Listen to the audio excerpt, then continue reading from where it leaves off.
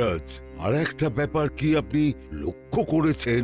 কি কি বলো তো? গোপালের দেহ কারা কাঁধে করে নিয়ে যাচ্ছে? হ্যাঁ হ্যাঁ, ওই তো মন্ত্রী, সেনাপতি, জ্যোতিষী আর পণ্ডিত।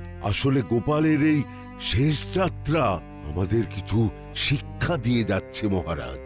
এই যে দেখুন, যারা গোপালকে সহ্য করতে পারত না, এখন এখন তাদেরই কাঁধে গোপাল যাচ্ছে। তার মানে শেষ পর্যন্ত কেউই কারোর শত্রু থাকে না, সবাই মান অভিমান ভুলে কাঁধে কাঁধ মিলিয়ে পার করে দেয়। তাই তো, এই দৃশ্য তো সেই কথাই বলছে। আর ওই যে মোহর আর অলংকার ছড়িয়ে যাচ্ছে, সেটাও বুঝিয়ে দেয় যে এই অর্থ, সমৃদ্ধি সবই ফেলে একসময় চলে যেতে হবে।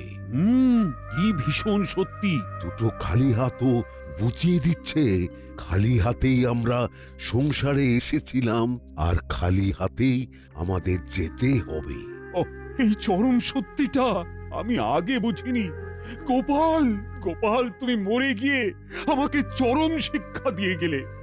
ভগবান, কিন্তু এখন শিক্ষা পেলেও গোপাল তো আর ফিরবে না। কে বলেছে গোপাল ফিরবে না?